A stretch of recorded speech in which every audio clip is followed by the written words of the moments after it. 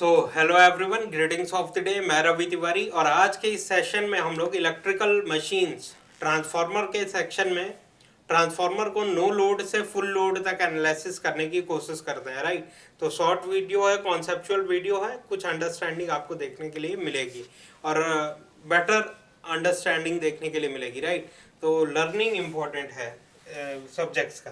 तो ध्यान देते हैं, हम लोग डिस्कस करते हैं ट्रांसफार्मर। आज का जो टॉपिक रहने वाला है ट्रांसफार्मर, जो कि आप बचपन से पढ़ते आ रहे हैं।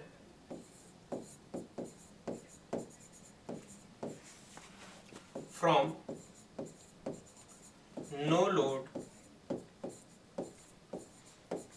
To full load.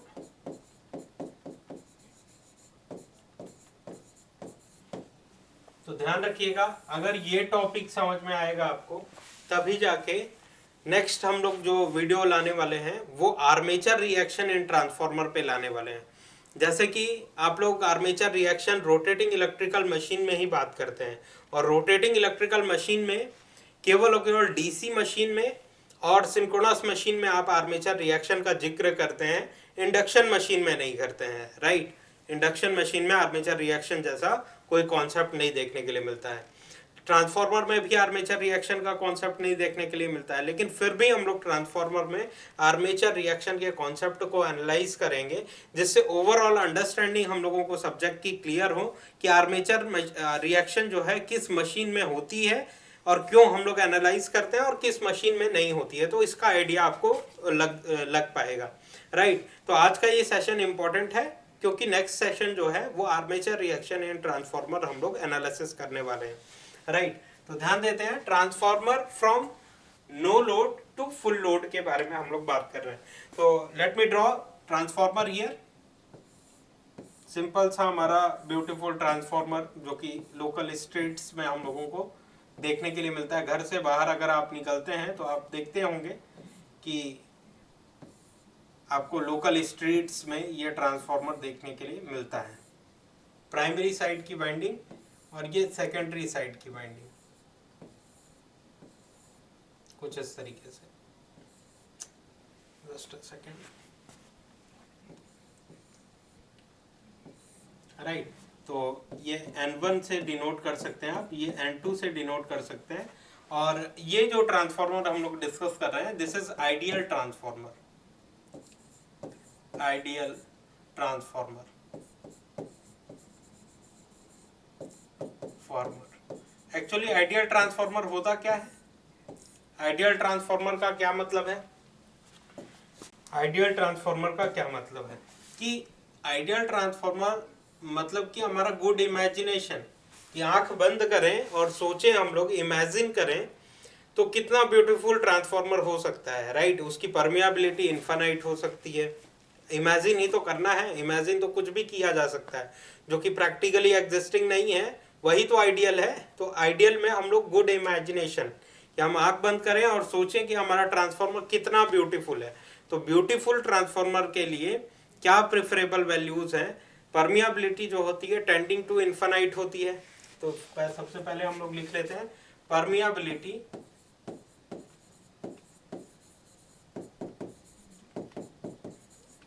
Of magnetic core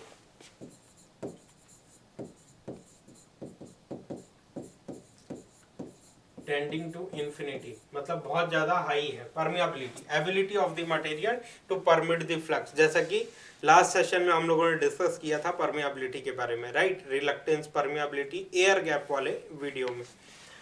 तो permeability of a magnetic material tending to infinity होना चाहिए फॉर आइडियल ट्रांसफार्मर। नेक्स्ट क्या होना चाहिए? आपके कॉपर लॉसेस जो होती हैं वो नहीं होनी चाहिए, मतलब वायर का कोई रेजिस्टेंस नहीं होना चाहिए, no resistance in the conductors. तो let me take directly copper losses, core losses, core loss मतलब कि आयरन लॉस, इसी को हम लोग बोलते हैं। ऑल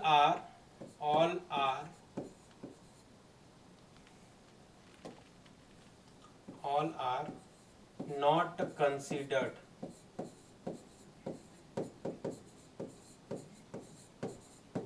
कि फॉर द टाइम बीइंग हम लोग आइडियल मशीन के एनालिसिस के लिए permeability of magnetic core tending to infinity लिए हुए हैं, लेकिन प्रैक्टिकली अवेलेबल है क्या?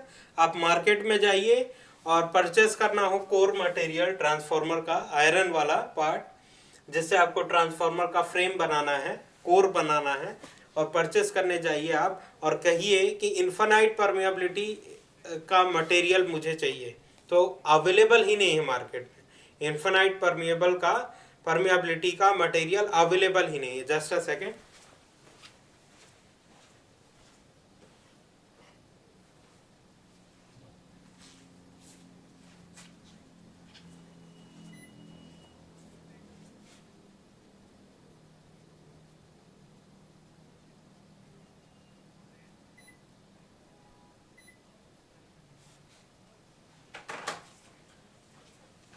तो इन्फिनाइट परमिएबिलिटी का मटेरियल हमारे पास अवेलेबल ही नहीं है, राइट। लेकिन ये क्या है? Good imagination. आंख बंद करके एज्यूम करिए कितना ब्यूटीफुल हो सकता है आपका transformer.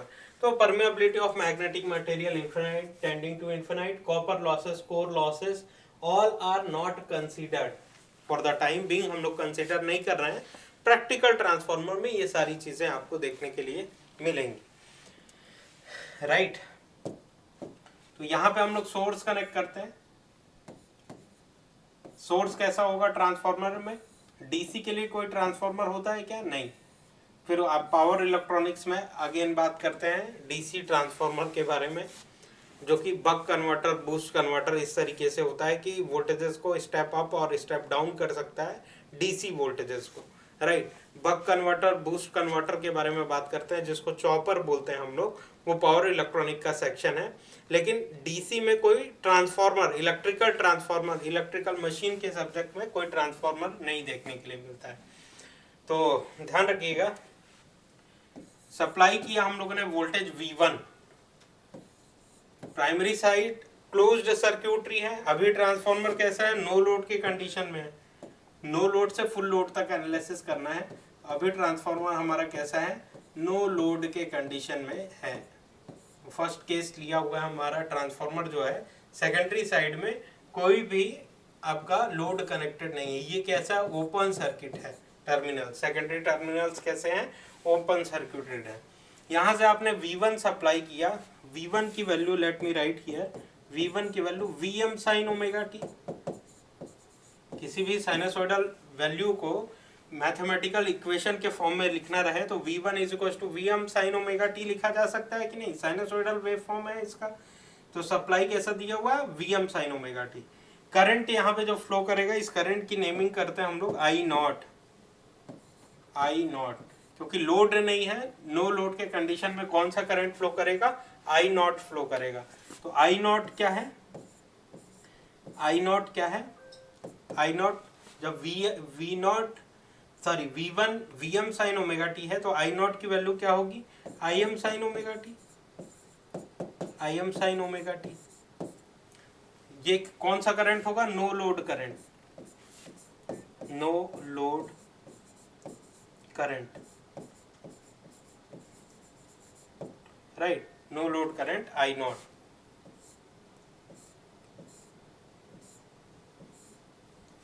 No load current I not. Next, जब I नॉट आ गया, I नॉट आएगा इन कंडक्टर्स में जब फ्लो करेगा, तो कभी भी करंट इस कंडक्टर में इस तरीके से फ्लो कर रहा है तो ऑटोमेटिकली करंट के फ्लो होने के कारण सम फ्लक्स लाइंस डेवलप होंगी। ध्यान रखिएगा, ये डिटेल सेशन नहीं है, यहाँ पे जस्ट कुछ कॉन्सेप्ट वाइज हम लोग डिस्कस कर रहे हैं, राइट। तो कुछ बेसिक अंडरस्टैंडिंग आपकी होनी चाहिए, उसके रिगार्डिंग हम लोग बात कर रहे हैं, राइट। ये आपने 11th-12th पढ़ा हुआ है अच्छे से, एंड आपका सेमेस्टर जो पोर्शन है वो भी पढ़ा हुआ है, और इलेक्ट्रिकल मशीन का थोड़ा बहुत आइडिया आप रखते हैं तो इस वीडियो को देख सकते हैं, राइट। तो ध्यान रखिएगा, डिटेल सेशन नहीं है ये। तो ये I नॉट कैसा है? साइनोसोइडल करंट है। साइनोसोइडल करंट अगर यहाँ पे फ्लो कर रहा है इन कंडक्टर्स में, इस तरीके से आपका कोर मटेरियल है और इस तरीके से कंडक्टर यहाँ पे बाउंड किए गए हैं, तो करंट भी उन्हीं कंडक्टर्स में से फ्लो होता हुआ यहाँ से बाहर आएगा, सोर्स पे वापस जाएगा, है ना। यही स्टोरी रहेगी आपकी। तो यहाँ पे क्या हो रहा है, ये करंट इन कंडक्टर्स में फ्लो कर रहा है। जब भी करंट किसी कंडक्टर में फ्लो करता है एज पर द ऑस्टर्ड रूल,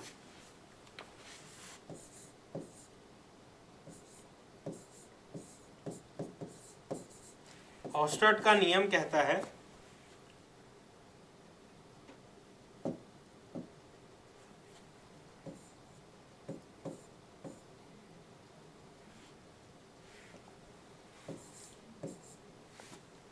ऑस्टर्ड का नियम कहता है whenever there is a current there will be the induced flux lines, कि कहीं पे भी किसी भी कंडक्टर में, किसी भी इलेक्ट्रिकल कंडक्टर में अगर करंट फ्लो कर रहा है, किसी भी इलेक्ट्रिकल कंडक्टर में अगर करंट फ्लो कर रहा है तो all around the conductor some flux lines develop हो जाएंगी, all around the conductor some flux lines develop हो जाएंगी। ये ऑस्टर्ड का नियम है, राइट, कि whenever there is a current there will be the induced flux lines। किसी भी इलेक्ट्रिकल कंडक्टर में अगर करंट फ्लो कर रहा है तो all around the conductor, conductor के चारों तरफ सम फ्लक्स लाइंस प्रोड्यूस हो जाएंगी। किसी भी कंडक्टर में करंट फ्लो कर रहा है तो कंडक्टर के चारों तरफ सम फ्लक्स लाइंस डेवलप हो जाएंगी, राइट। ये ऑस्टर्ड का नियम है, राइट। तो यहाँ पे करंट इन कंडक्टर में फ्लो कर रहा है कि नहीं, इन कंडक्टर्स में फ्लो कर रहा है कि नहीं, फ्लो कर रहा है, तो automatically some flux lines develop हो जाएंगी। ये फ्लक्स लाइंस को हम लोग रिप्रेजेंट कर देते हैं कुछ इस तरीके से, राइट। ये फ्लक्स क्या है, फाई नॉट। ये फ्लक्स कैसे प्रोड्यूस हुई, phi not, phi not I not के कारण प्रोड्यूस हुई फ्लक्स। तो इन फ्लक्स को हम लोग फाई नॉट से नेमिंग कर देते हैं, no load flux phi not, right. No load current के कारण प्रोड्यूस्ड फ्लक्स को no load flux phi not से रिप्रेजेंट किया हुआ है हम लोगों ने। तो एज पर द ऑस्टर्ड नियम, ऑस्टर्ड का रूल ये कहता है whenever there is a current there will be the induced flux line। तो यहाँ पे करंट फ्लो कर रहा है तो सम फ्लक्स लाइंस डेवलप हो जाएंगी। या तो इसी चीज को इस तरीके से भी कन्वे किया जा सकता है अल्टरनेटिव वे में, कि ये current in number of turns में से फ्लो करेगा तो N और I मिलके एक MMF मैग्नेटोमोटिव फोर्स बनाएंगे, एक MMF बनाएंगे। ये N1 नंबर ऑफ टर्न्स के साथ ये नो लोड करंट मिलके एक MMF क्रिएट करेगा, मैग्नेटोमोटिव फोर्स क्रिएट करेगा। जिस तरीके से इलेक्ट्रिकल सर्किट में EMF होता है, इलेक्ट्रोमोटिव फोर्स होता है, जो कि करंट फ्लो करवाने का काम करता है इलेक्ट्रिकल सर्किट में, वैसे ही ये क्या है, मैग्नेटिक सर्किट है ना, ये इलेक्ट्रिकल सर्किट थोड़ी है। तो यहाँ पे क्या होगा, ये करंट अगर इन नंबर ऑफ टर्न्स में फ्लो कर रहा है तो यहाँ पे MMF क्रिएट करेगा, और जो MMF सम फ्लक्स लाइंस प्रोड्यूस करेंगी, तो वो फ्लक्स कौन सी होगी, फाई नॉट होगी, राइट। इसको इस तरीके से भी कन्वे किया जा सकता है कि N और I, N1 and I not मिलके क्या बना रहे हैं, MMF बना रहे हैं, MMF बना रहे हैं, मैग्नेटोमोटिव फोर्स बना रहे हैं, जो कि क्या प्रोड्यूस करेगा, फ्लक्स फाई नॉट प्रोड्यूस करेगा, जो कि फ्लक्स क्या प्रोड्यूस करेगा, फाई नॉट प्रोड्यूस करेगा, no load flux phi not produce करेगा। तो इसको इस तरीके से भी कन्वे किया जा सकता है, राइट। मैग्नेटोमोटिव फोर्स बन रहा है जो कि फ्लक्स फाई नॉट प्रोड्यूस करेगा।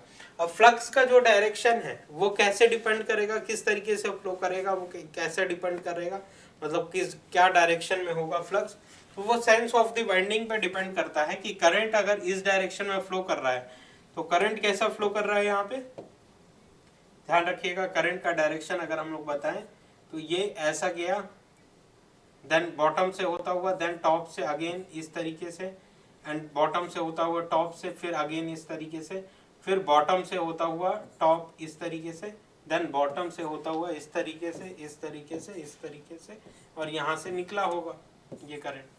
तो आई नॉट कैसे फ्लो कर रहा है, इस डायरेक्शन में। अब डायरेक्शन ऑफ फ्लक्स लाइंस, अगर डायरेक्शन ऑफ करंट किसी कंडक्टर में पता है तो आप डायरेक्शन ऑफ फ्लक्स लाइंस निकाल सकते हैं एम्पियर्स लॉ के थंब रूल के हिसाब से। राइट हैंड थंब रूल हम लोगों को अप्लाई करना है यहाँ पे। तो ध्यान रखिएगा, करंट कैसा फ्लो कर रहा है, करंट इस डायरेक्शन में है, ये इस तरीके से आपका लिंब है, ट्रांसफॉर्मर का लिंब है, तो लिंब में वाइंडिंग इस तरीके से की हुई है। करंट का डायरेक्शन कैसा है, इस तरीके से। करंट कैसा फ्लो कर रहा है, दीज आर करंट्स, राइट, ये करंट्स हैं। तो करंट इस तरीके से फ्लो कर रहा है, तो जो थंब का डायरेक्शन होगा वो क्या इंडिकेट करेगा, ऑपरेटिंग फ्लक्स को रिप्रेजेंट करेगा। तो ये जो फ्लक्स का डायरेक्शन है वो कुछ इस तरीके से होगा, राइट।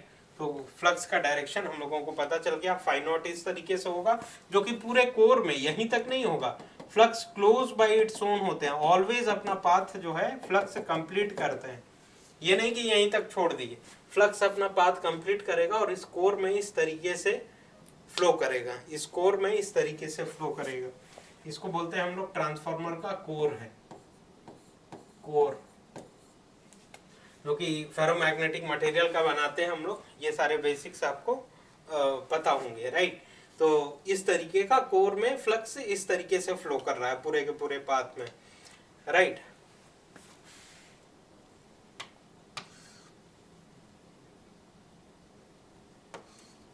अब बात करें Faraday's law of electromagnetic induction की।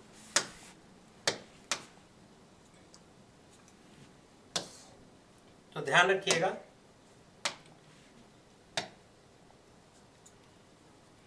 V1 कैसा था, साइनसोइडल, V1 के कारण क्या आया, I नॉट आया, ये भी कैसा हुआ, साइनसोइडल, क्योंकि आइडियल ट्रांसफार्मर लिया हुआ है। तो यहाँ पे क्या आएगा, I नॉट के कारण क्या आ रहा है, फ्लक्स आ रहा है, I नॉट के कारण फ्लक्स आ रहा है, करंट का मैग्नीट्यूड जितना बढ़ता चला जाएगा, करंट का मैग्नीट्यूड किसी भी कंडक्टर में जितना बढ़ता चला जाएगा, ऑपरेटिंग फ्लक्स लाइंस भी उतनी इंक्रीज होती चलेंगी, एक दूसरे के डायरेक्ट रिलेशन में। तो ये कैसा है, साइनोसोइडल है, साइनोसोइडल है। तो ऑपरेटिंग फ्लक्स भी कैसा होगा, ये भी साइनोसोइडल होगा,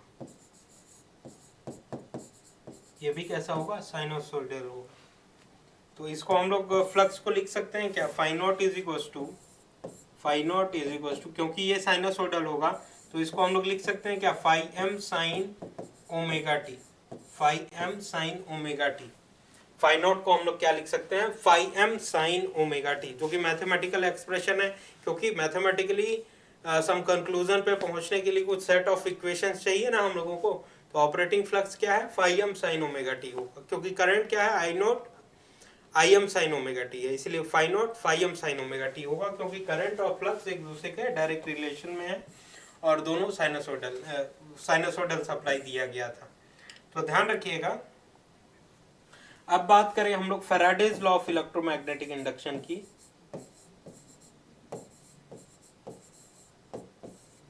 law of electromagnetic induction, Faraday's law of electromagnetic induction के बारे में बात करें तो लेट मी राइट हियर कि E जो होता है वो डायरेक्टली प्रोपोर्शनल होता है D phi by D T के, D phi by D T, right. इसका क्या मतलब हुआ, rate of change of flux, rate of, कि यहाँ पे ध्यान रखिएगा ये फ्लक्स कैसा है, साइनोसॉइडल नेचर का है, ये कैसा होगा, साइनोसॉइडल वेवफॉर्म कैसा होता है, साइनोसॉइडल वेवफॉर्म कुछ इस तरीके का होता है। तो ये कौन सा इंटरसेक्शन पॉइंट है,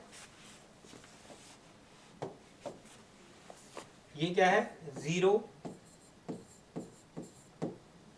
इस पॉइंट को हम लोग क्या कहेंगे, पॉजिटिव मैक्सिमम, पॉजिटिव मैक्सिमम, ये किस तरीके से चेंज हो रहा है, then again zero, zero, then यहां पे क्या है, मैग्नीट्यूड, नेगेटिव मैक्सिमम,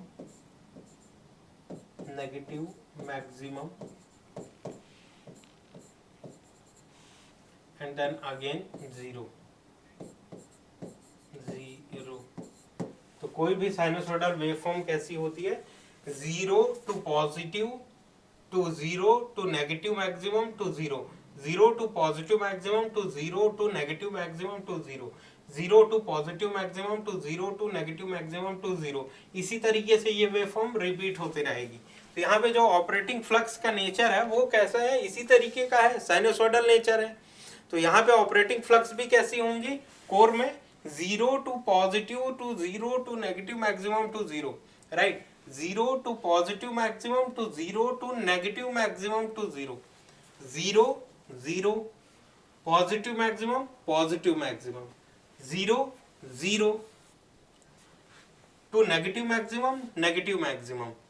देखिए पॉजिटिव मैक्सिमम से 0 हुआ, देन नेगेटिव मैक्सिमम आ गया, राइट, टू 0। तो इस तरीके से ये चेंज हो रहा है। तो 0 to positive maximum to 0 to negative maximum to 0। तो इस तरीके से यहाँ पे फ्लक्स पूरे के पूरे कोर में इसी तरीके से फ्लो होती रहेंगी, पूरे के पूरे कोर में इसी तरीके से फ्लो होती रहेंगी, right. Hope you understand the point, right. तो जब भी Faraday's law of electromagnetic induction ये कहता है कि कोई भी स्टैटिक कंडक्टर है, कोई भी स्टैटिक कंडक्टर है या फिर कोई भी कंडक्टर है नॉट स्टैटिक, तो कोई भी इलेक्ट्रिकल कंडक्टर है वो अगर change in magnetic flux lines experience कर रहा है, अगर कोई भी कंडक्टर है वो change in magnetic flux lines experience कर रहा है, तो वहां पे वोल्टेजेस इंड्यूस हो जाएंगे। Faraday's law of electromagnetic induction ये कहता है वोल्टेजेस इंड्यूस हो जाएंगे। कोई भी इलेक्ट्रिकल कंडक्टर अगर change in magnetic flux lines experience कर रहा है तो उस कंडक्टर में वोल्टेजेस इंड्यूस हो जाएंगे एज पर the Faraday's law of electromagnetic induction. अब वो वोल्टेज का मैग्नीट्यूड कितना होगा वो इस एक्सप्रेशन से हम लोग लिख सकते हैं कि इंड्यूस वोल्टेजेस का जो मैग्नीट्यूड होगा जिस रेट से फ्लक्स चेंज हो रहा है विथ रिस्पेक्ट टू टाइम, तो D phi not by D T से डायरेक्टली प्रोपोर्शनल है इंड्यूस वोल्टेज, जिस रेट से ये फ्लक्स लाइंस चेंज हो रहा है 0 to positive maximum to 0 to negative maximum to 0।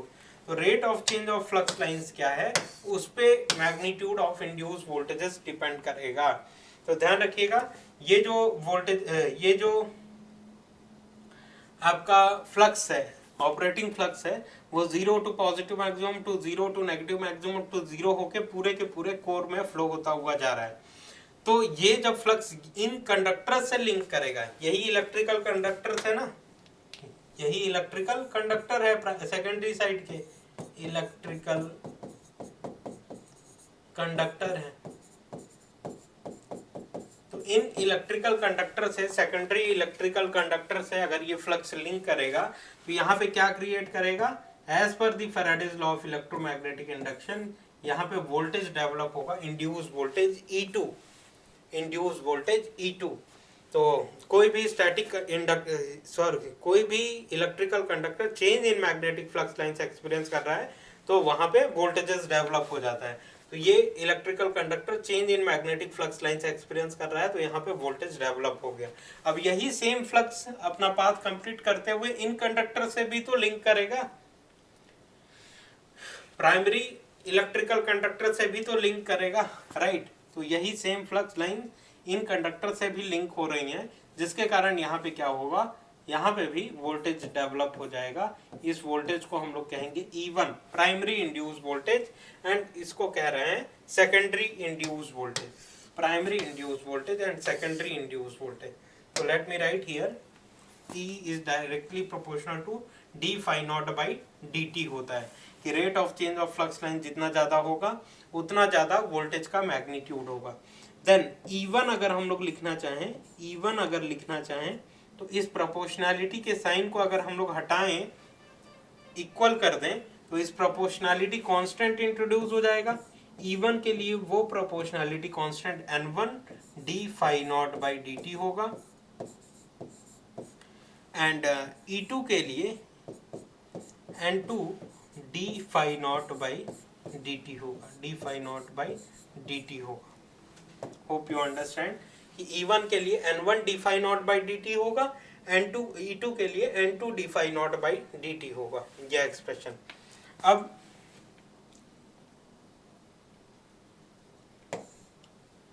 Phi naught की वैल्यू हम लोगों को पता है ना, तो E1 is equals to N1 D by D T, और फाई नॉट की वैल्यू क्या है, phi M sine omega T है, sine omega T, phi M sine omega T.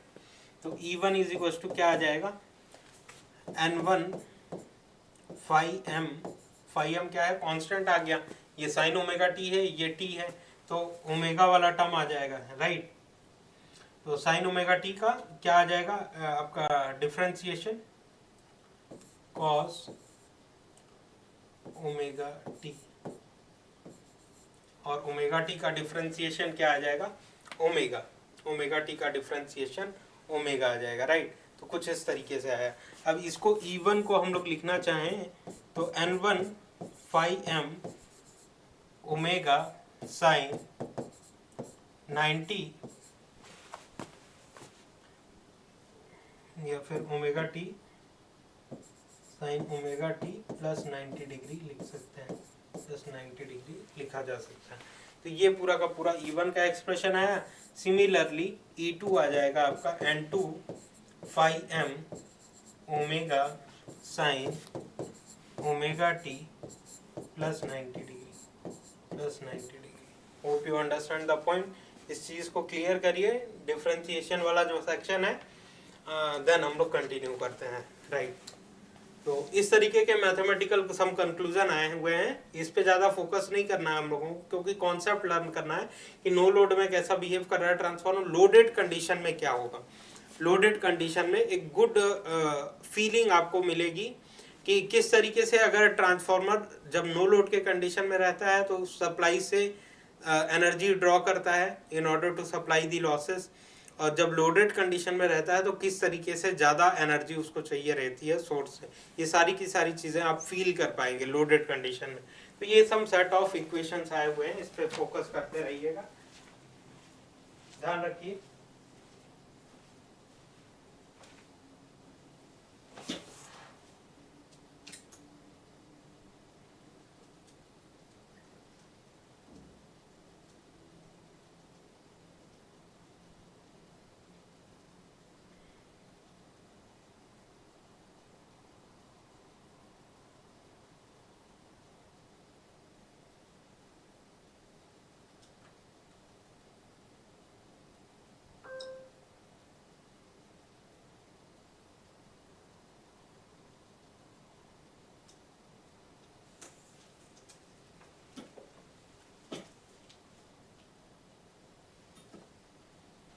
Right,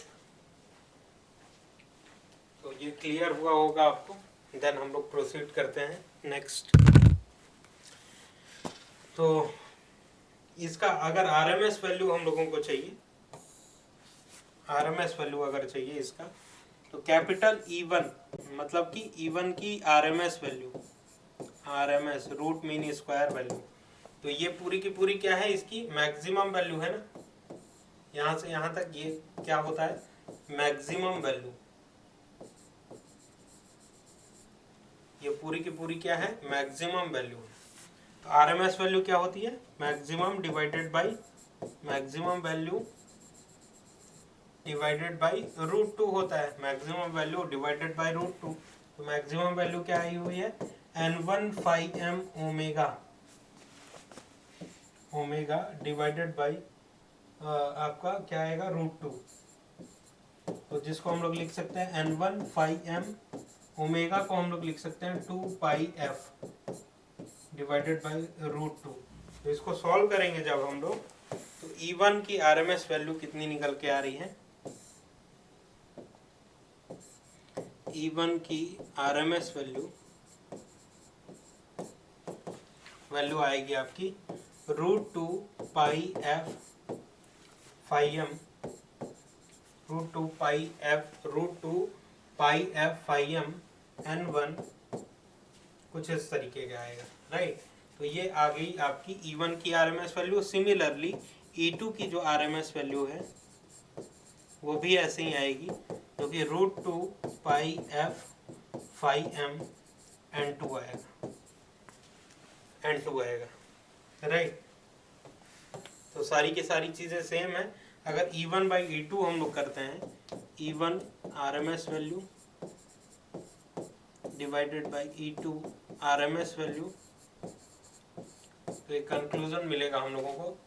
तो इन दोनों का रेशियो से ये कैंसिल, ये कैंसिल, ये कैंसिल, ये सब कैंसिल, तो N1 डिवाइडेड बाई N2 आ जाएगा। E1 divided by E2 is equal to N1 divided by N2 होता है। ये कंक्लूजन हम लोगों को मिला। और इसका फेजर डायग्राम अगर आप चाहें तो फेजर डायग्राम अगर चाहें तो फ्लक्स को रेफरेंस लेके बनाते हैं हम लोग। ऑपरेटिंग फ्लक्स क्या था, फाई एम ये था। Operating flux phi M is equal to phi is equal to phi M sine omega T था। तो ऑपरेटिंग फ्लक्स अगर ये हम लोगों ने कंसिडर किया हुआ है तो ध्यान रखिएगा E1 कहाँ पे ड्रॉ होगा, क्योंकि ये phi not is equal to क्या था, phi M sine omega T था, साइन ओमेगा टी था, राइट। तो E1 E2 कहाँ पे आएगा,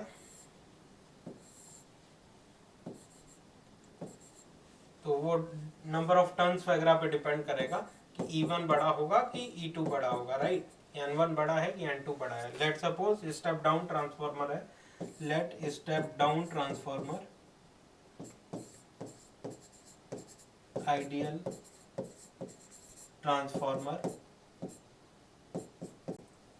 eight no load, at no load, step down ideal transformer at no load का डायग्राम हम लोग ड्रॉ कर रहे हैं।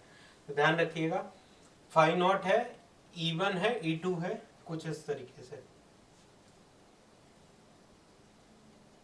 ठीक है। तो ये N1 और N2 पे डिपेंड करेगा कि E1 का मैग्नीट्यूड बड़ा होगा कि E2 का, क्योंकि ये क्या आ रहा है E1 E2, E1 की वैल्यू क्या आई हुई है, sine omega T plus 90 degree ना, ये साइन ओमेगा टी था, तो sign omega T plus 90 degree यहाँ पे आपको देखने के लिए मिलेगा 90 डिग्री का डिस्प्लेसमेंट देखने के लिए मिल रहा है। तो चलिए ये बेसिक डिस्कशन था, इस पे फोकस नहीं करना है हम लोगों को। ओवरऑल इस पे हम लोगों को बात करना था कि ये पूरा का पूरा आपका transformer at no load condition देखने के लिए मिल रहा है। तो नो लोड के कंडीशन में सेकेंडरी साइड में वोल्टेज अवेलेबल है कि नहीं, हाँ सेकेंडरी साइड में वोल्टेज अवेलेबल होता है।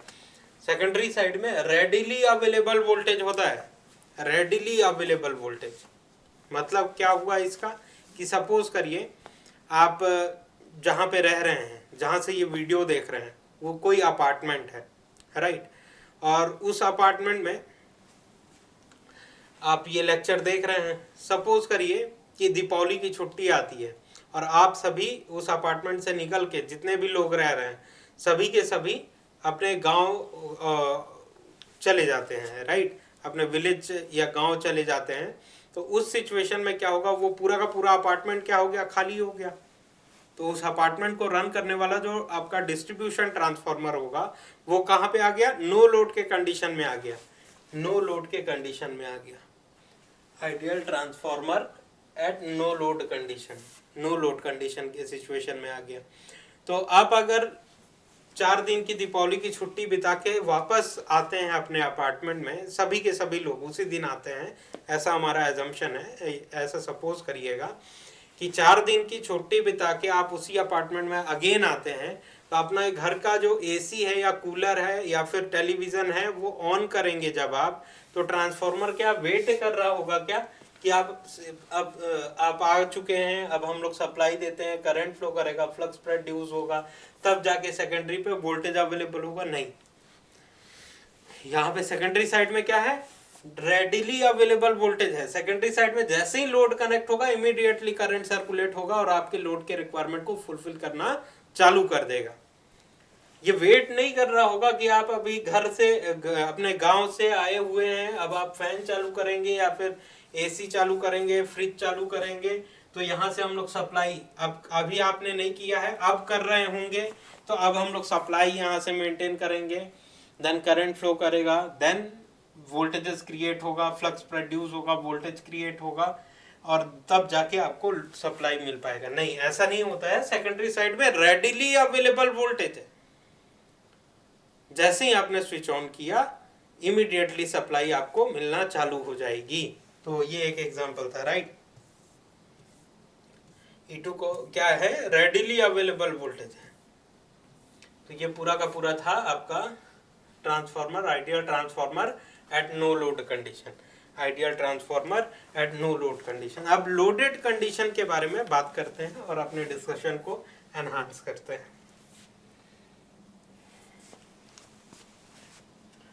तो इसको थोड़ा समझिए, हम लोग जस्ट कंटिन्यू करते हैं session.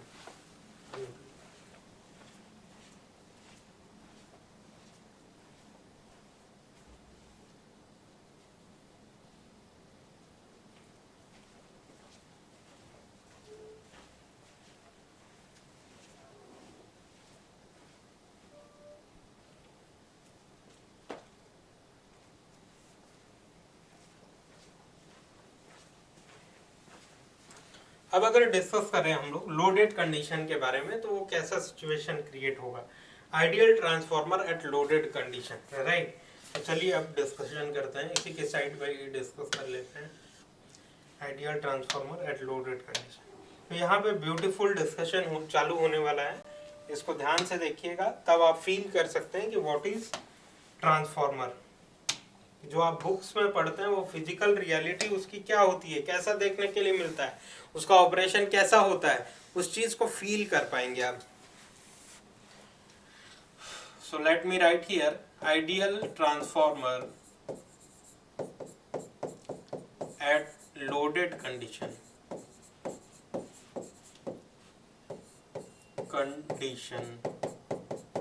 Ideal transformer at loaded condition.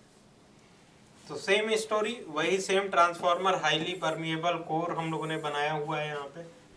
और जो स्टोरी जहाँ तक हम लोगों ने बात कर लिया हुआ था वहाँ तक बात नहीं करेंगे, उसके आगे से डिस्कशन चालू करते हैं, राइट। तो कुछ इस तरीके से primary number of turns available थे जिसकी नेमिंग हम लोगों ने किया हुआ था N1 नंबर ऑफ टन्स, यहाँ पे N2 नंबर ऑफ टन्स किया हुआ है। अब वो डिपेंड करेगा कि कौन ज़्यादा है कौन कम है, उस पर हम लोग नहीं जाते हैं। N1 and N2 number of turns है। ये हाईली परमिएबल फेरोमैग्नेटिक कोर है, highly permeable ferromagnetic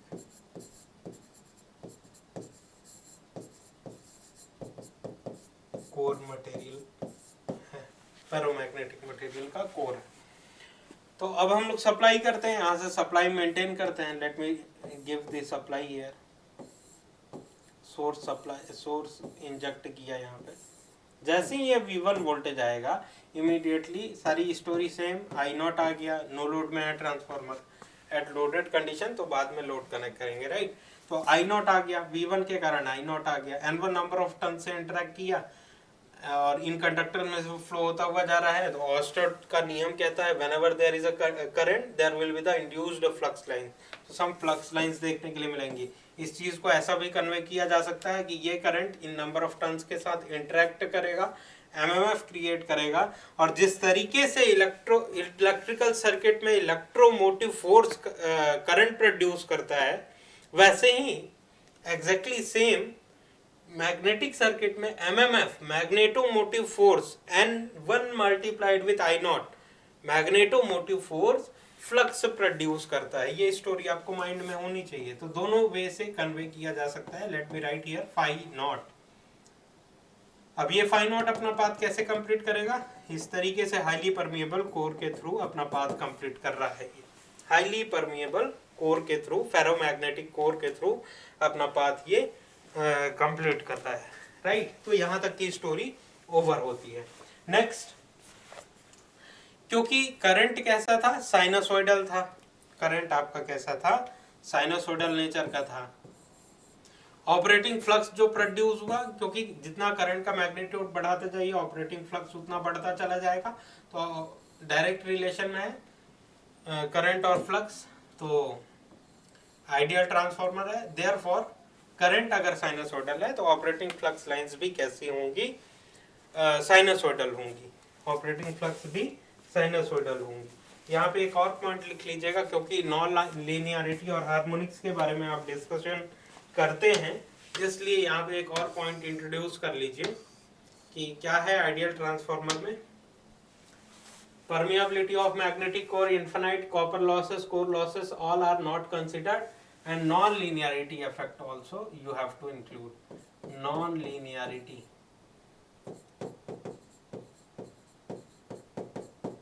non-linearity of magnetic core हम लोग कंसिडर नहीं कर रहे हैं, आइडियल ट्रांसफॉर्मर वो ट्रांसफॉर्मर होता है। इसका डेफिनेशन कुछ इस तरीके से, तो ये लिख लीजिएगा यहाँ पे। इसीलिए यहाँ पे करंट अगर साइनसोइडल दिए तो ऑपरेटिंग फ्लक्स भी साइनसोइडल आ रहा है, क्योंकि नॉन लीनियरिटी इफेक्ट हम लोग कंसीडर नहीं कर रहे हैं। देन हार्मोनिक्स वगैरह के बारे में लास्ट में आप डिस्कस करते हैं, तो वहाँ पे करंट भले ही साइनसोइडल है लेकिन ऑपरेटिंग फ्लक्स साइनसोइडल नहीं होती है। पीकी साइनसोइड नेचर देखने के लिए मिले। नो लोड करंट का नेचर पीकी साइनसोइड होगा, ऑपरेटिंग फ्लक्स साइनसोइड होगा, राइट। हार्मोनिक्स के डिस्कशन के बाद because of non linearity of magnetic core. एक और पॉइंट डिस्कशन कर चुके हैं हम लोग कि ये करंट अगर इन नंबर ऑफ टर्न्स में जा रही है तो फाइव नॉट क्रिएट की, ये साइनसोइडल नेचर का है, जो कि इन नंबर ऑफ टर्न्स के साथ भी इंटरेक्ट करेगा, इन कंडक्टर्स के साथ भी इंटरेक्ट करेगा। तो सेकेंडरी साइड में जो वोल्टेज क्रिएट हो रहा है, वोल्टेजेस जो बन रहे हैं, उसको हम लोग कह रहे हैं E2। प्राइमरी साइड में जो वोल्टेज बन रहा है उसको हम लोग कह रहे हैं E1, primary induce voltage, secondary induce voltage. तो अगर आप चाहें तो नेमिंग की भी लिख सकते हैं, supplied voltage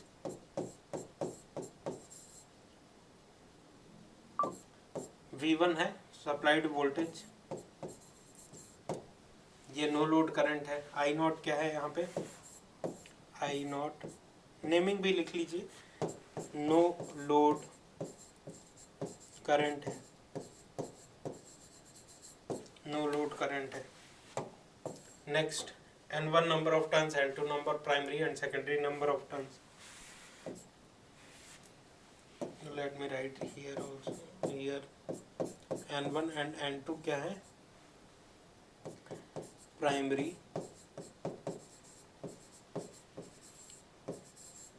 and secondary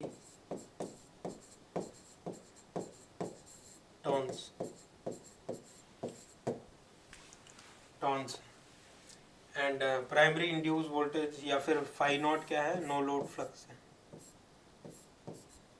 operating flux,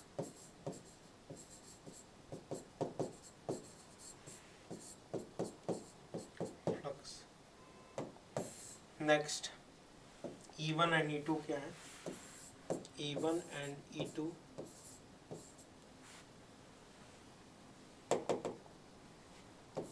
E2 क्या है, primary and secondary induced voltage,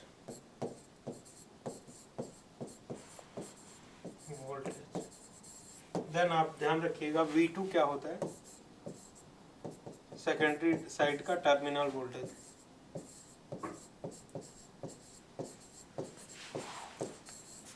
terminal voltage. तो ये सारे जो है टर्म्स हैं।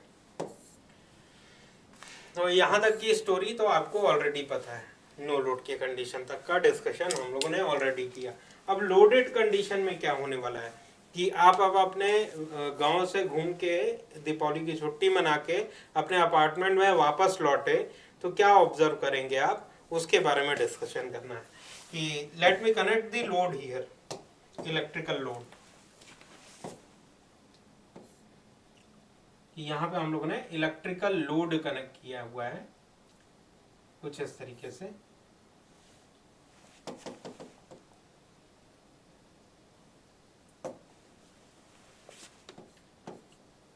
अब चलिए लोड कनेक्ट किया हम लोगों ने, ये क्या है, लोड कनेक्ट किया, इलेक्ट्रिकल लोड कनेक्ट किया।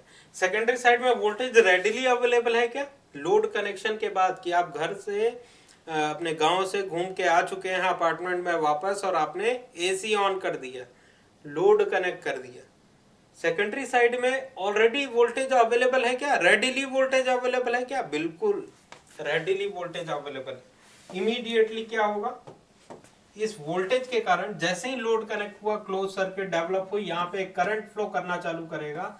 इस करंट को हम लोग कहते हैं I2, इस करंट को हम लोग कहते हैं I2, जो कि लोड करंट होता है। I2 क्या है, लोड करंट है। या फिर हम लोग कह सकते हैं सेकेंडरी साइड में जो करंट फ्लो कर रहा है I2, load current basically I2 load current flow कर रहा है। अभी whenever there is a current there will be the induced flux lines as per the Oersted rule. Whenever there is a current there will be the induced flux lines as per the Oersted rule. As per the Oersted rule कि किसी भी electrical conductor में अगर current flow कर रहा है तो automatically all around the conductor some flux line setup हो जाती हैं एज पर ऑस्टेड रूल। तो ये करंट कैसा फ्लो कर रहा है, ऐसा फ्लो होता हुआ आएगा, ऐसा जाएगा एंड देन इन कंडक्टर्स में भी जाएगा, बिल्कुल जाएगा कुछ इस तरीके से। तो लिम्ब है और बॉटम से टॉप पे आ रहा है, फिर इस तरीके से फ्लो होता हुआ ऐसा करके फ्लो कर रहा है I2 current. Whenever there is a current there will be the induced flux lines, right?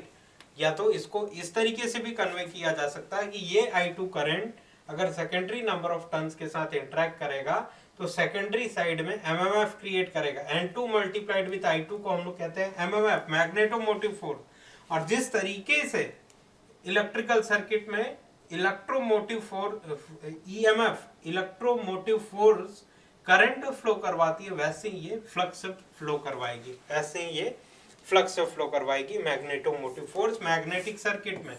तो ये फ्लक्स प्रोड्यूस हुआ, इस फ्लक्स को हम लोग कह रहे हैं जो कि व्हाइट कलर के पेन से इंडिकेटेड है phi2। I2 के कारण प्रोड्यूस्ड फ्लक्स को हम लोग क्या कह रहे हैं, phi2 कह रहे हैं। I2 के कारण प्रोड्यूस्ड फ्लक्स को phi2 कह रहे हैं। तो ये स्टोरी आपको समझ में आई होगी। और phi2 का जो डायरेक्शन है वो हम लोग एक कॉन्सेप्ट आता है लेंज लॉ का, कॉन्सेप्ट आता है लेंज लॉ का। तो ध्यान देते हैं, लेंज लॉ डिस्कस करते हैं यहाँ पे। लेंज लॉ, phi2 का डायरेक्शन क्या होगा, ये तो पता चल गया हम लोगों को कि यहाँ पे phi2 आ रहा है, ये तो पता चल गया हम लोगों को कि phi2 आ रहा है, लेकिन किसके कारण आ रहा है, I2 के कारण आ रहा है। लेकिन phi2 का डायरेक्शन क्या होगा, ये इस तरीके से फ्लो करेगा कि इस तरीके से फ्लो करेगा, ये नहीं पता चला है। तो उसके लिए हेल्प करेगा आपका Lenz law, Lenz law. So let me write here Lenz law. Lenz law क्या बोलता है, anything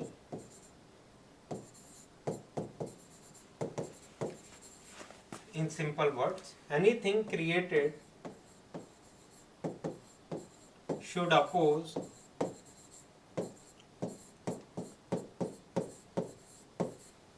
cause of its creation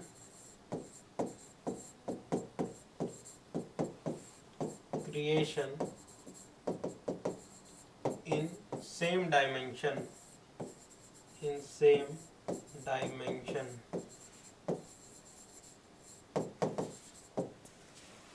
in same dimensions, right? Anything created should oppose cause of its creation in same dimension. तो यहाँ पे क्या create हुआ है, phi2 create हुआ है। Let me write here phi2, phi2 का डायरेक्शन हम लोगों को पता करना है। phi2 किसके कारण प्रोड्यूस हुआ है, I2 के कारण, I2 के कारण प्रोड्यूस हुआ है। ध्यान रखिए, रिवर्स इंजीनियरिंग करते हैं हम लोग। phi2 किसके कारण प्रोड्यूस हुआ है, I2 के कारण प्रोड्यूस हुआ है। कैसे कि I2 करंट ही इन नंबर ऑफ टर्न्स में फ्लो किया, तो एज पर the Oersted rule whenever there is a current there will be the induced flux lines आया, राइट। और phi2 का कॉज ऑफ क्रिएशन क्या है, I2 है, राइट। लेकिन डायमेंशन सेम है क्या, डायमेंशन सेम है क्या, phi2 क्या है, phi2 वेबर्स में, इसका डायमेंशन किस में है, वेबर्स में। I2 का डायमेंशन एम्पियर्स में। तो ये इसको अपोज करेगा क्या, नहीं, कॉज ऑफ इट्स क्रिएशन को अपोज करता है इन सेम डायमेंशन, तो ये इसको अपोज नहीं करेगा। अब I2 का कॉज ऑफ इट्स क्रिएशन क्या है, I2 का कॉज ऑफ क्रिएशन क्या है, I2 किस कारण प्रोड्यूस हुआ, I2 का कॉज ऑफ क्रिएशन E2 है कि सेकेंडरी साइड में readily available voltage E2 available था।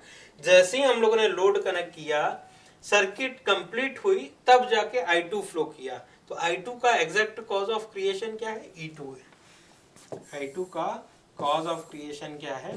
E2 है। E2 है, लेकिन ये क्या है? वोल्ट में। E2 क्या है? वोल्ट में। ये क्या किस में होता है? वेबर्स में। तो phi2 E2 को अपोज करेगा क्या? Cause of its creation in same dimension. तो डायमेंशन अलग है, नहीं करेगा भैया। अब आगे पता करते हैं हम लोग E2 का कॉज ऑफ क्रिएशन क्या है। E2 का कॉज ऑफ क्रिएशन क्या है? ये फाई नॉट है। फाई नॉट फ्लक्स जो कि टाइम वेरिंग नेचर का था, 0 to positive maximum to 0 to negative maximum to 0, ये ऑपरेटिंग फ्लक्स पूरे के पूरे कोर में फ्लो किया, सेकेंडरी नंबर ऑफ टर्न से लिंक किया तो E2 प्रोड्यूस हुआ, प्राइमरी नंबर ऑफ टर्न से लिंक किया तो E1 प्रोड्यूस हुआ। देयरफॉर E2 का कॉज ऑफ क्रिएशन क्या है? फाई नॉट है। No load flux phi naught, operating flux phi naught. तो E2 का कॉज ऑफ क्रिएशन क्या है?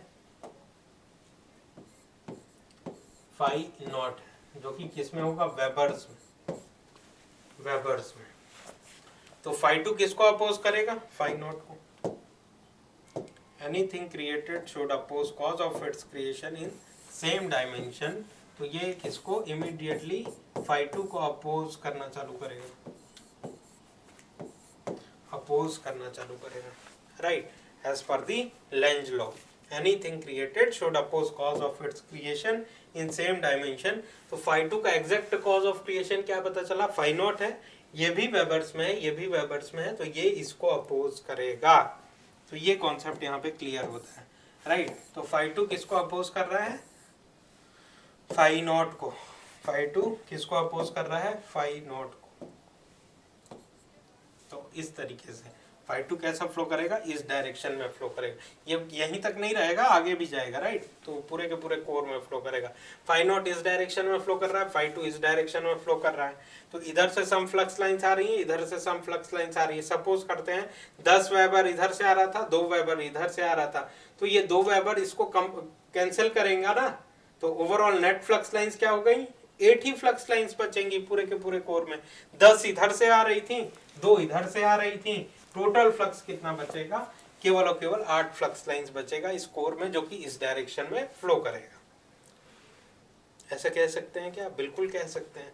तो जिससे नेट अवेलेबल फ्लक्स क्या हो गया? कोर में नेट अवेलेबल फ्लक्स क्या हो जाएगा? रेड्यूस हो जाएगा। क्यों? क्योंकि ये दोनों फ्लक्स लाइंस एक दूसरे को कैंसिल कर रही है ना, नेट अवेलेबल फ्लक्स रेड्यूस हो जाएगा। अब एज पर the Faraday's law of electromagnetic induction क्या था? Faraday law of electromagnetic induction क्या था? ध्यान रखिएगा, कहाँ पे लिखा था हम लोगों ने? एक बार फिर से लिख देते हैं, एक बार फिर से लिख देते हैं। Let me write here, E is directly proportional to D phi not by D t, या फिर d phi by D t. ऐसा लिखा था हम लोगों ने कि rate of change of flux जितना ज्यादा होगा उतना ज्यादा इंड्यूस वोल्टेजेस होगा। तो टोटल फ्लक्स का जो मैग्नीट्यूड है वो अगर रेड्यूस करेगा, rate of change of flux reduce करेगा कि 10 की जगह 8 ही फ्लक्स हो गया, तो इंड्यूस वोल्टेज भी रेड्यूस होगा। तो बोथ है प्राइमरी एंड सेकेंडरी साइड का इंड्यूस वोल्टेज भी रेड्यूस हो गया। प्राइमरी एंड सेकेंडरी साइड के जो induce net available flux core में अगर रेड्यूस करेगा तो both primary and secondary voltages भी रेड्यूस हो जाएंगे, primary and secondary voltages reduce हो जाएंगे। लेकिन ट्रांसफार्मर तो कांस्टेंट फ्लक्स मशीन भी होता है ना। ट्रांसफार्मर क्या होता है? कांस्टेंट फ्लक्स मशीन होता है कि ट्रांसफार्मर का फ्लक्स नो लोड के कंडीशन में अगर 10 वेबर था, 10 फ्लक्स लाइंस थे, तो लोडेड कंडीशन में भी 10 ही फ्लक्स लाइंस रहेंगे। कांस्टेंट फ्लक्स मशीन होता है ट्रांसफार्मर। तो ध्यान रखते हैं इस चीज को। कैसे यहाँ पे समझा जा सकता है कि नेट अवेलेबल फ्लक्स, जो नेट फ्लक्स था वो रेड्यूस हो गया, नेट फ्लक्स रेड्यूस हो गया, जिससे net available voltages primary and secondary side के रेड्यूस हो गए। तो इस चीज को कन्वे करते हैं हम लोग कुछ इस तरीके से, येलो हो गया, रेड हो गया, रेड ओनली। तो चलिए इस चीज को कन्वे करते हैं कि ध्यान रखिएगा यहाँ पे एक एग्जांपल लेते हैं हम लोग।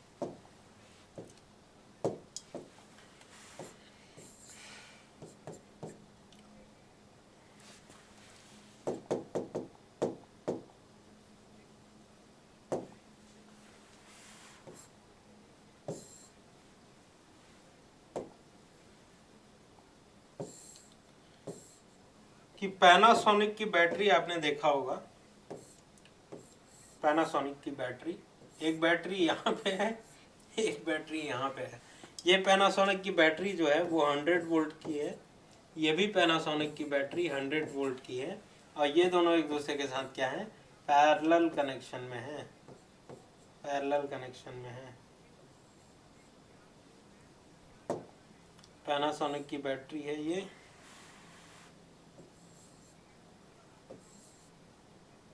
ऐसे टर्मिनल्स है, तो ये दोनों पैरेलल कनेक्शन में, 100 वोल्ट 100 वोल्ट। तो यहाँ पे कितना करंट फ्लो करेगा, यहाँ पे कितना करंट फ्लो करेगा, 0 एम्पियर। जब पोलैरिटी दोनों का वोल्टेज का मैग्नीट्यूड सेम है, 100 वोल्ट यहाँ पे 100 वोल्ट यहाँ पे, तो कितना करंट फ्लो करेगा, 0 एम्पियर करंट फ्लो करेगा, 0 एम्पियर करंट फ्लो करेगा।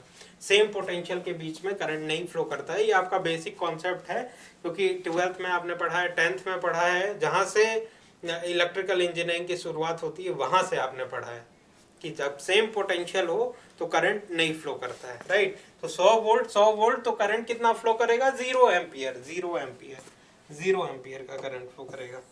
तो ध्यान रखिएगा। और आगे बात करें इसमें कि ये पैनासोनिक की जो बैटरी है, अगर ये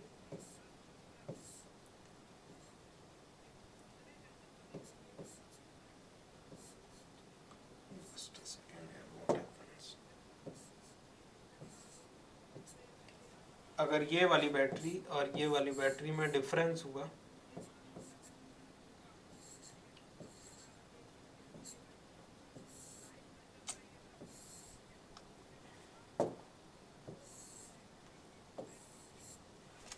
तो ये सपोज कर दें ये 100 वोल्ट ही है और ये हो गया आपका 80 वोल्ट, तो करंट हायर पोटेंशियल से लोअर पोटेंशियल में फ्लो करेगा, मतलब करंट का जो फ्लो होने का डायरेक्शन होगा I does not is equal to 0, 0 नहीं होगा, करंट की वैल्यू क्या करेगी, एग्जिस्ट करेगी, करंट की वैल्यू एग्जिस्ट करेगी, करंट की वैल्यू एग्जिस्ट करेगी, राइट।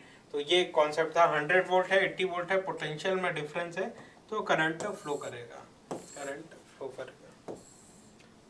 तो ध्यान रखिएगा, यहाँ पे जो करंट है वो यहाँ पे क्या है, सपोज करिए 100 वोल्ट और ये रेड्यूस होके 100 वोल्ट से 80 वोल्ट हो गया, ये रेड्यूस होके 100 वोल्ट से 80 वोल्ट हो गया, तो 100 से 80 में सम एक्स्ट्रा करंट फ्लो करेगा कि नहीं, सम एक्स्ट्रा करंट फ्लो करेगा कि नहीं। तो यहाँ से सम एक्स्ट्रा करंट फ्लो होता हुआ आएगा, इस करंट को हम लोग कहते हैं I2 डैश, इस करंट को कहेंगे हम लोग I2 dash. Load component of current reflected to primary side, I2 dash का क्या नेमिंग है, load component of current reflected to primary side. I2 dash की नेमिंग लिख लेते हैं यहाँ पे, I2 डैश की नेमिंग है load component of current reflected to primary,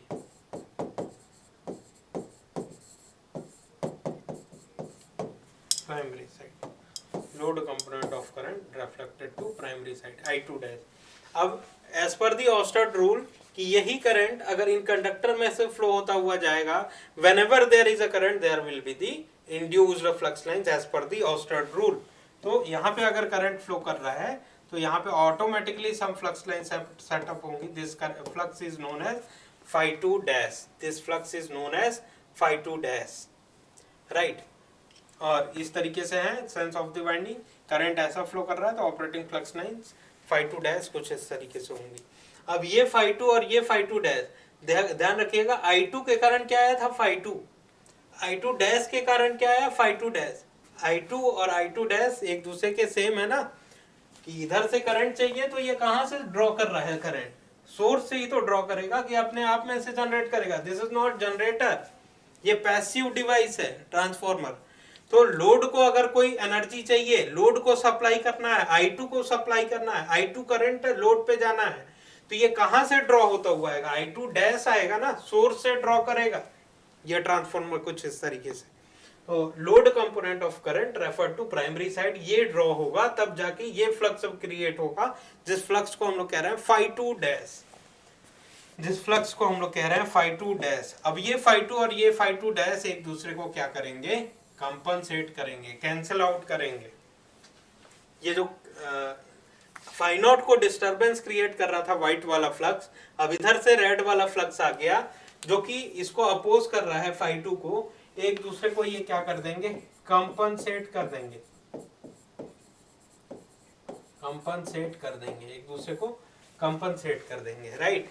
कि सपोज करिए 2 वेबर इधर से आ रहा था तो 2 वेबर इधर से आ जाएगा, एक दूसरे को कंपनसेट कर दिए तो केवल और केवल क्या बच गया, जो आपका येलो वाला फ्लक्स था जो कि 10 फ्लक्स लाइंस थी, वही 10 फ्लक्स लाइंस इस कोर में फ्लो करेंगी। अब अपोजिशन के लिए कोई नहीं है, मतलब जितना फ्लक्स यहाँ से अपोजिशन हो रहा है उतना फ्लक्स यहाँ से ऐड हो जा रहा है, जो कि इसको कंपनसेट कर देगा phi2 डैश को। phi2 डैश और phi2 एक दूसरे को कंपनसेट कर देंगे। Net flux lines no load के कंडीशन में क्या रह जाएगा, नो लोड के कंडीशन में भी phi नॉट था और लोडेड कंडीशन में भी क्या रह जाएगा, phi नॉट ही रह जाएगा, phi नॉट ही रह जाएगा। नो लोड के कंडीशन में क्या था, phi नॉट, लोडेड कंडीशन में क्या रह जाएगा, phi not he, phi not ही रह जाएगा। तो इस चीज को समझिए, हम लोग कंटिन्यू करते हैं।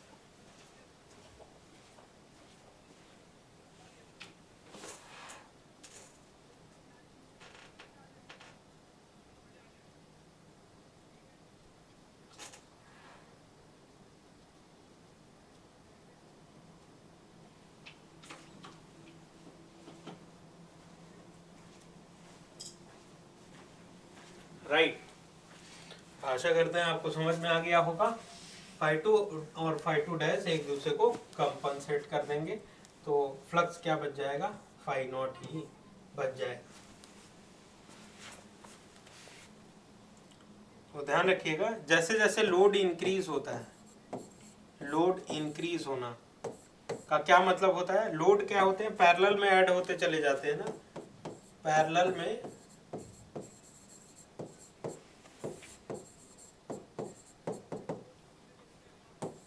रेड्यूस होना, इम्पिडेंस और रेजिस्टेंस का रेड्यूस होना।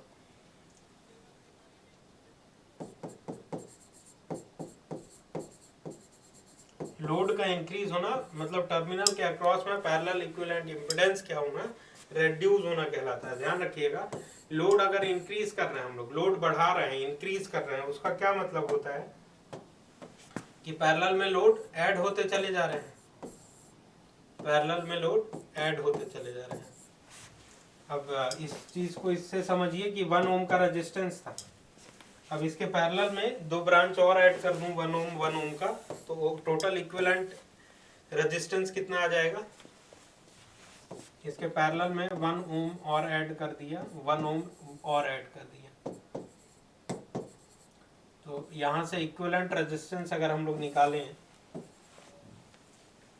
यहां से इक्विवेलेंट आर इक्विवेलेंट की वैल्यू कितनी आ जाएगी, 1 डिवाइडेड बाई 3। तो ये ओवरऑल रेजिस्टेंस क्या हो गया, रेड्यूस हो गया ना, 1 बड़ा है कि 1/3 बड़ा है, 1 बड़ा है, राइट। तो अगर हम लोग लोड इंक्रीज कर रहे हैं तो पैरेलल में लोड ऐड होते चले जा रहे हैं, तो net equivalent impedance across the terminal, these two are known as terminals, these two are known as terminals. Net equivalent impedance across the load क्या हो जाएगा, रेड्यूस हो जाएगा, net equivalent impedance across the load reduce होगा, right.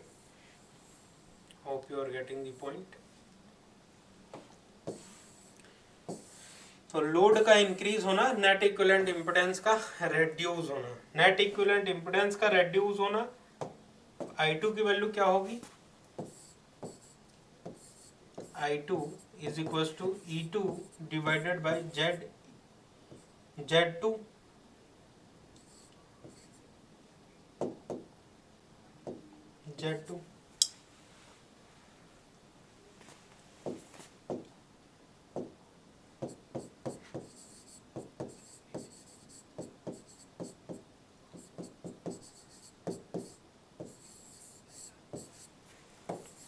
I2 की value क्या होगी, increase होगी कि नहीं होगी, ध्यान से देखिएगा। यहाँ पे लोड इंक्रीज हुआ मतलब multiple load, net equivalent impedance reduce हो गया। अब इंपेडेंस रेड्यूस हो गया, E2 यहाँ पे अवेलेबल है, इंपेडेंस अगर रेड्यूस हो जाएगा तो I2 की वैल्यू क्या हो जाएगी, इंक्रीज होगी, राइट। तो लोड का इंक्रीज होना मतलब I2 लोड करंट की वैल्यू क्या होना, इंक्रीज हो जाना, इंक्रीज हो जाना। इस चीज को बारीकी से समझिएगा, I2 की वैल्यू इंक्रीज हो जाना। I2 जब इंक्रीज होगा तो phi2 डैश क्या होगा, सॉरी I2 जब इंक्रीज होगा तो phi2 की वैल्यू क्या होगी, phi2 की वैल्यू क्या होगी, जस्ट अ सेकेंड, phi2 की वैल्यू क्या होगी, इंक्रीज होगी। phi2 की वैल्यू इंक्रीज होगी तब क्या होगा, net flux available in the core reduce हो जाएगा। फाई नॉट इधर से था, phi2 उधर से इंक्रीज हो रहा है तो नेट फ्लक्स क्या हो जाएगा, 8 से 7 हो जाएगा, 6 हो जाएगा, 5 हो जाएगा, नेट फ्लक्स रेड्यूस हो जाएगा। नेट फ्लक्स रेड्यूस हो जाएगा तो क्या ऑब्जर्वेशन होगा, नेट फ्लक्स रेड्यूस हो जाएगा तो E is directly proportional to Faraday's law of electromagnetic induction. Net flux अगर रेड्यूस हो रहा है तो नेट इंड्यूस वोल्टेजेस रेड्यूस हो जाएंगे, नेट इंड्यूस वोल्टेजेस अगर रेड्यूस हो जाएंगे तो यहाँ I2 डैश आएगा ना, I2 डैश की वैल्यू इंक्रीज हो जाएगी, I2 डैश की वैल्यू इंक्रीज हो जाएगी। I2 डैश की वैल्यू अगर इंक्रीज हो जाएगी तब क्या होगा, I2 डैश की वैल्यू अगर इंक्रीज हो जाएगी तो क्या होगा, I2 डैश अगर इंक्रीज हो जाएगा तो आपका phi2 डैश इंक्रीज हो जाएगा, phi2 डैश इंक्रीज हो जाएगा, isn't it? phi2 dash adding compensating flux, phi2 और phi2 डैश उस तरीके से अपना कंपनसेशन करते रहेंगे तो नेट फ्लक्स जो कोर में बच जाएगी, so net flux available in core क्या होगा, फाई नॉट ही होगा। तो ये अपना कंक्लूजन है कि नो लोड के केस में भी क्या हुआ, फाई नॉट हुआ, लोडेड कंडीशन में भी क्या होगा, फाई नॉट ही होगा। तो ऑपरेटिंग फ्लक्स क्या होता है, ट्रांसफार्मर का कांस्टेंट होता है, नो लोड से फुल लोड तक फ्लक्स में कोई वेरिएशन नहीं होता है।